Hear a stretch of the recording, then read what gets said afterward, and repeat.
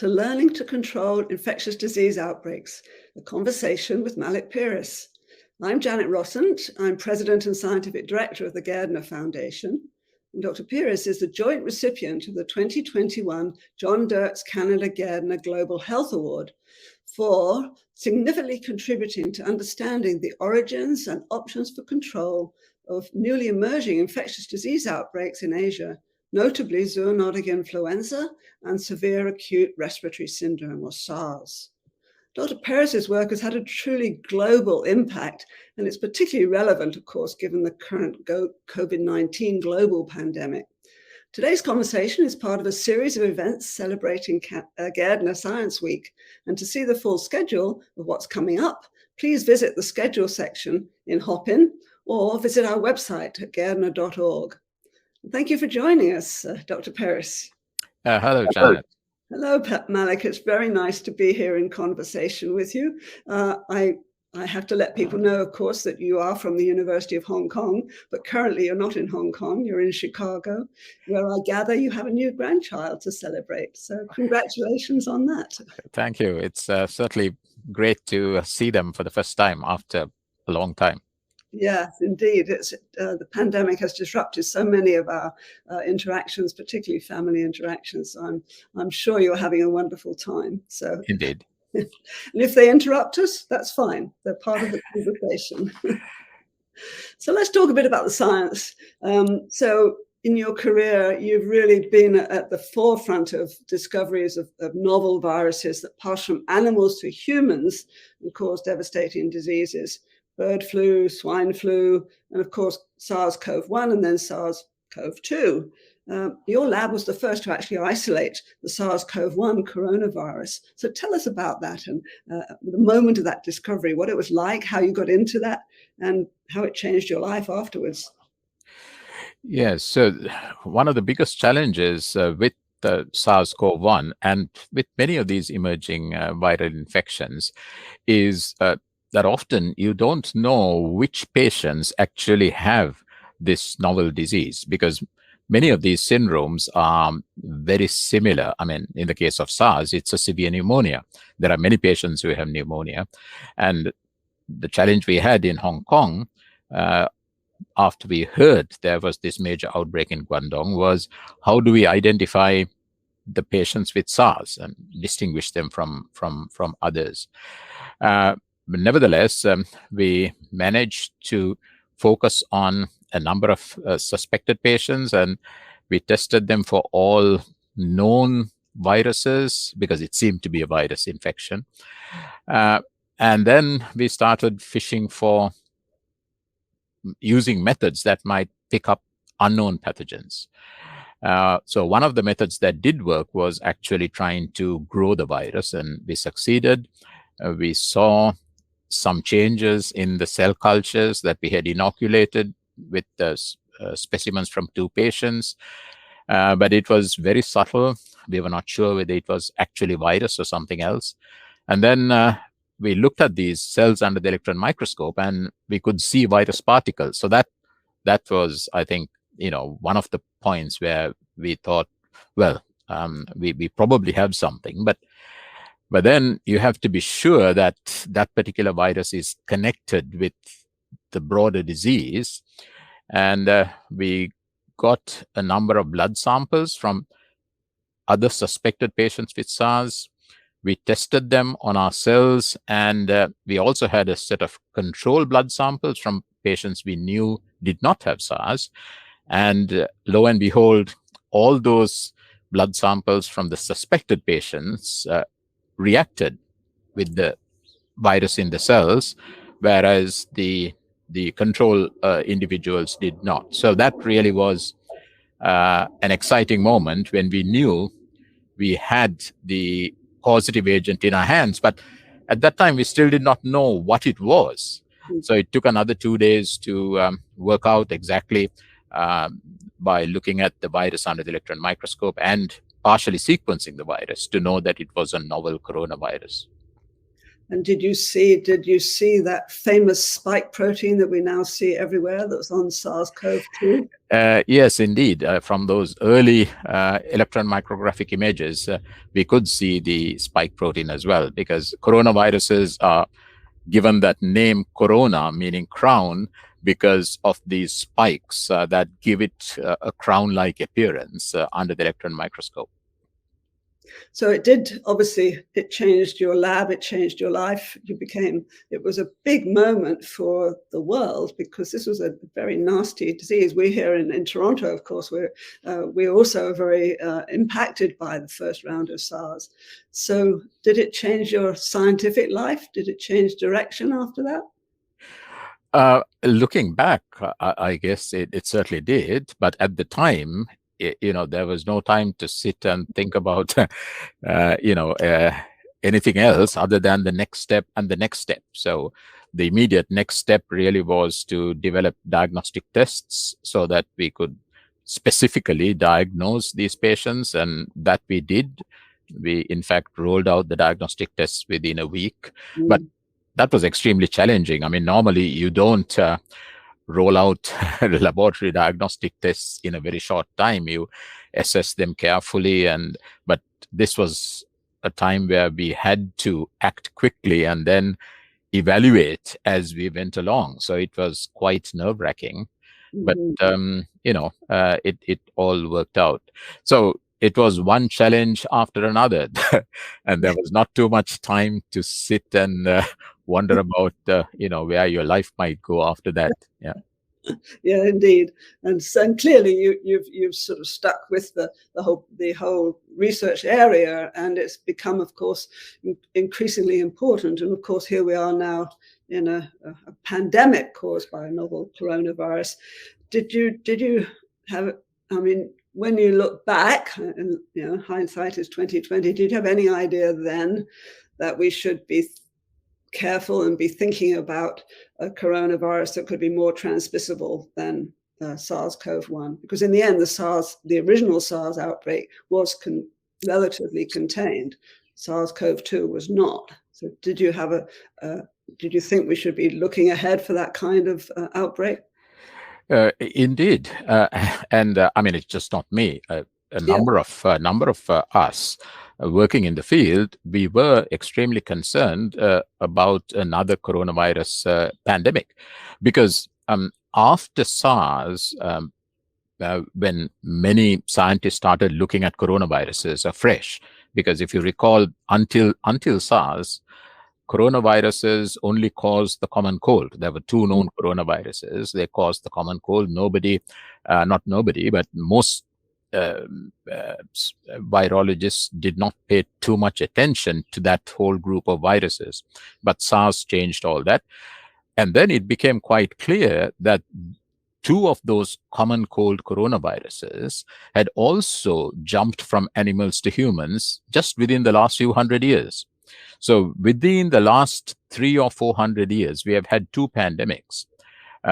We may not have, they may have been called influenza pandemics, or may not have been recognized, but these are two viruses that jumped from animals to humans within the last few hundred years. So once that evidence became clear, it was clear that, coronaviruses should be regarded as a major pandemic threat. And indeed, I'm on record. I mean, we hosted in Hong Kong a Keystone Symposium called Framing the Response to Pandemics, and that was at the end of 2018. And then early 2019, there was a virtual small group discussion, which I think is still online. And one of the questions asked of me was, what viruses do you consider, or which viruses are you worried about as pandemic threats? And my answer was influenza, because of course we know influenza continues to cause pandemics, and coronaviruses. So I think we were very concerned about coronaviruses as pandemic threats. So in a sense, it is rather unfortunate that more resources had not been put in to developing countermeasures. I mean, those measures began to be developed after the Ebola outbreak, when a number of commissions looking at the response to Ebola, including the National Academy of Medicine Commission, headed by a banker, Peter Sands, in fact, which very clearly estimated the impact of pandemics. And they suggested that the investment into developing countermeasures should be of the order of $4 billion a year on an annualized basis. So that triggered some response. This organization called CEPI, the Coalition for Epidemic Preparedness Initiative, and they did start to put in funding for countermeasure development. And indeed, that did help the response to COVID-19. But I think for the future, we really have to take pandemics and the impact that these pandemics have much more seriously, and put in the response measures, including preemptively developing countermeasures, starting right now. So yes, so here we are in a pandemic, and we weren't prepared for it. Obviously, there was some investment, but not enough. Are we going to be prepared coming out of this for future pandemics? Do you think the world has learned how better to be prepared? Well, I mean, I really hope so, but sometimes we tend to have very short memories. I mean, it is quite possible that as we come out of this pandemic and other priorities become pressing, that these lessons might be forgotten again. I mean, after SARS in 2003, that was a major shock, and that led to some measures, including, for example, the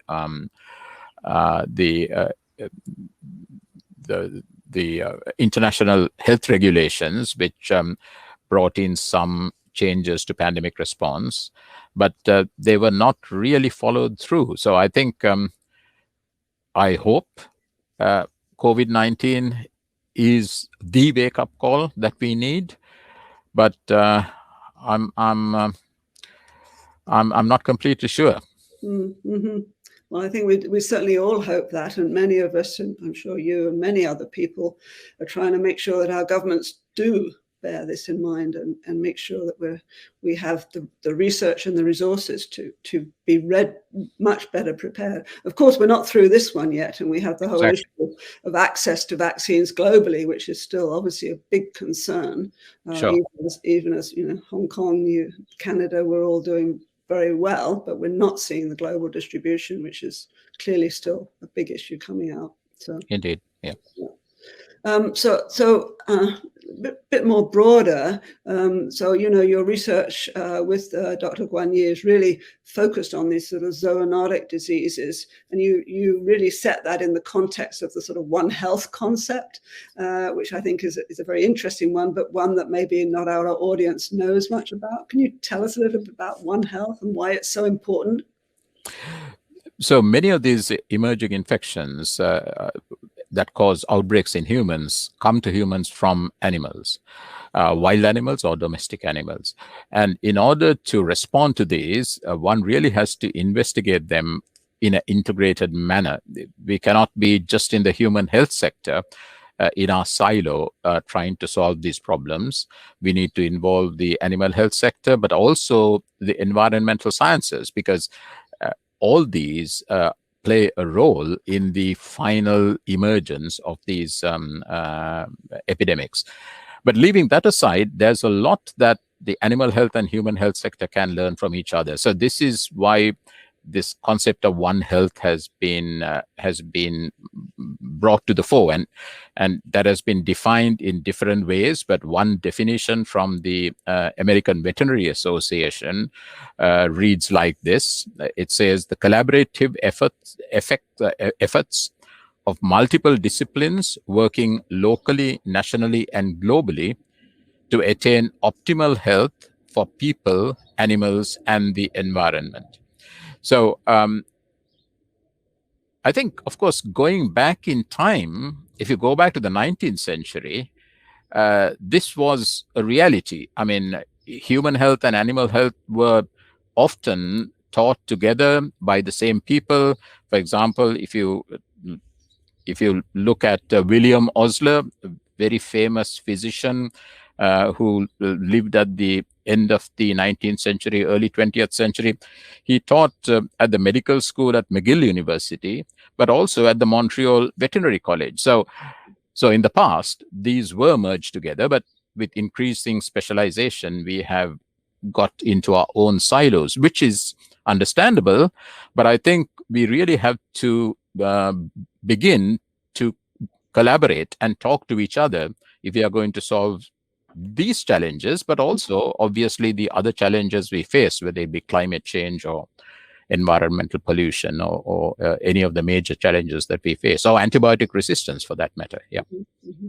Yeah, so as you know, as part of Gairdner Science Week, we're having a symposium that you're going to be part of, which is focused on One Health. And yes, in that, under there, we have people talking about different aspects. And of course, antimicrobial resistance is one of the areas that is absolutely another big global threat that we have to be dealing with. And we need it to be looked at in an integrated manner. So I think it's going to be an interesting discussion there as well. So yep. Look forward to that. So let me just ask you a little bit then, you received the Gairdner Award, you received it along with your colleague, Guan Yi. How important was it to you to get the award? I mean, it's a great honor, clearly, to receive an award such as the Canada Gairdner Award. But I think it was not just for the two of us. I mean, I think for our whole group who have been working more or less together for about 20 years, and of course expanding over time. But so I think the recognition for all their efforts collectively, I think is extremely appreciated. Mm-hmm. Yeah, and that's true, of course, for every scientist. It's not just about you; it's about the team that works with you. And certainly at Gairdner, we like to think that when we recognise you, we are recognising your team. So that's sure. Really good. And I know that the University of Hong Kong, of course, is also very pleased to see the recognition for your work and the team's work. So it's good to see. So let's step back. So we've talked about the science, we've talked about SARS, we've talked about the challenges of pandemics. But let's talk a little bit about you and how you got to be a scientist. So you grew up in Sri Lanka. It was Ceylon, I guess, at the time, and you've still got obviously strong roots there. So tell us about your early years. Were you always interested in science? How did you get into science in the first place? Yeah, so my first inspiration to become a scientist came from reading a book on the life of Louis Pasteur. I would have been 14 or 15 years at the time. It was a book written by René Dubos, another French microbiologist and environmentalist, and it was fascinating. I mean, this was a chemist who made major discoveries in chemistry, organic chemistry, but then went on to establish the germ theory of disease, establish the scientific basis of vaccination, and indeed then disseminated that worldwide through the establishment of these Pasteur institutes worldwide. So I was really fascinated by that whole story, and I wanted to become a scientist and work in infectious disease.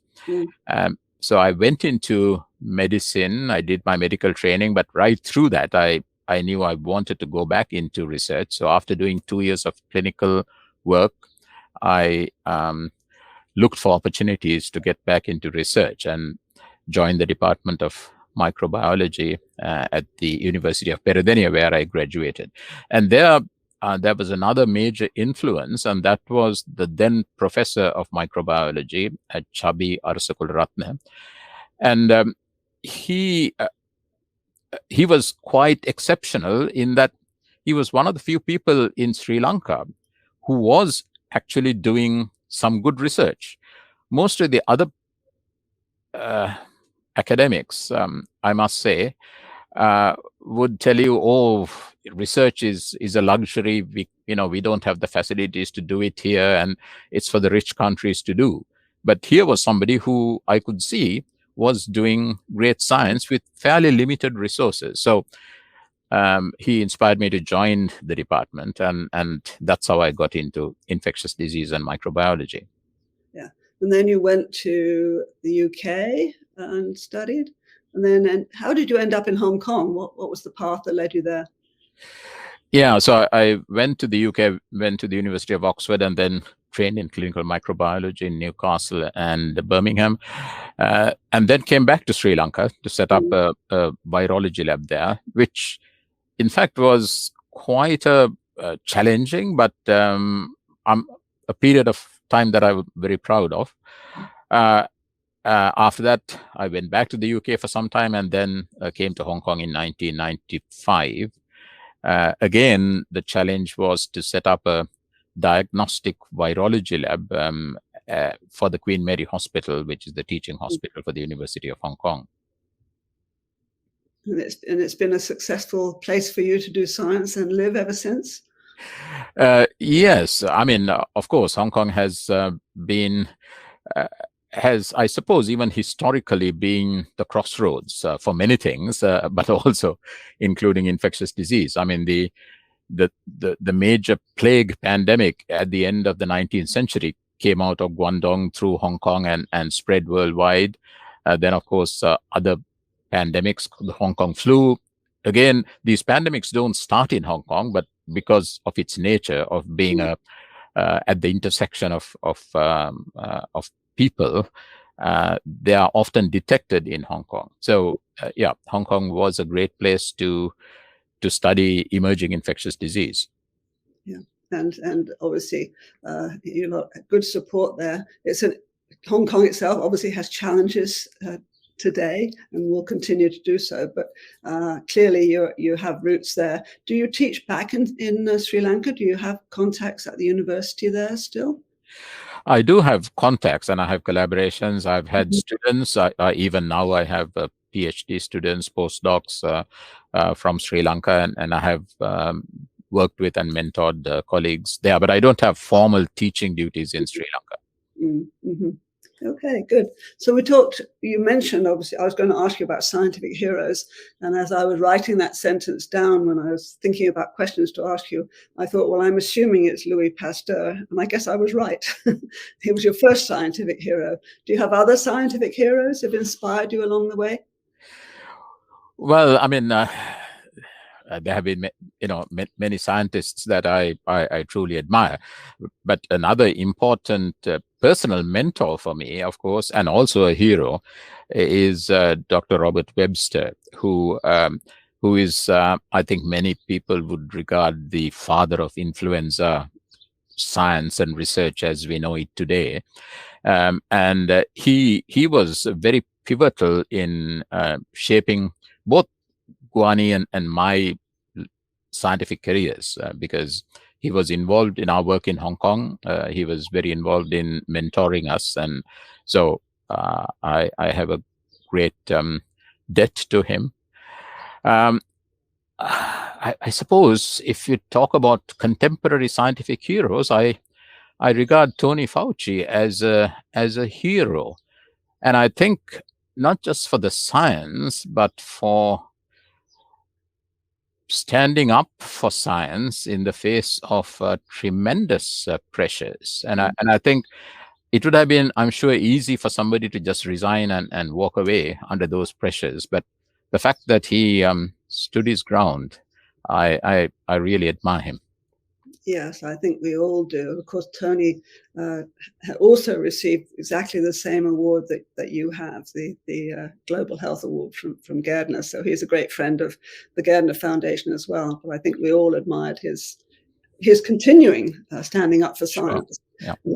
And I guess that's also one of the lessons about the pandemic, is how important science is and how important it is to stand up for science and stand up against all the false news that comes out and all the false science that is being put out there that still is holding up progression towards vaccines and everything else. So it's an ongoing challenge that he's certainly taken the lead on. I think gives us all something that we should all go after in the future. So let me just end by asking you, you've had a very successful career. You're continuing to have a successful career. You have mentored a lot of young scientists. What's your best piece of advice to young scientists today? I think I would tell them that science and scientific research is a incredible adventure. I mean, it's always new things. Of course, there's a lot of boring stuff along the way, but it is questions that you're trying to address and you're trying to get at fundamental truths. You may have many pitfalls and challenges, but it is certainly the most exciting profession that I can recommend to any young person.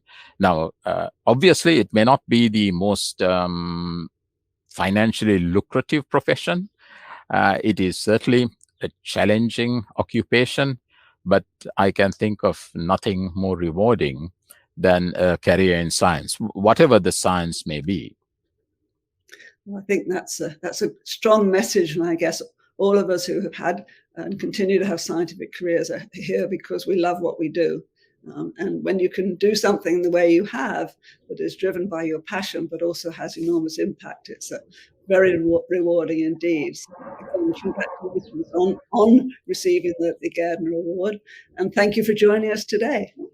Thank you. Thank you for talking to me. So thank you also to the audience for sitting in, and I hope you enjoyed our conversation. I'd just like to take a moment to thank our sponsors for their support of this event and Gairdner Science Week as a whole. Please check them out on the Hopin website. And to check out the full slate of Gairdner Science Week events, visit the schedule section of Hopin or on our website at gairdner.org. So thank you.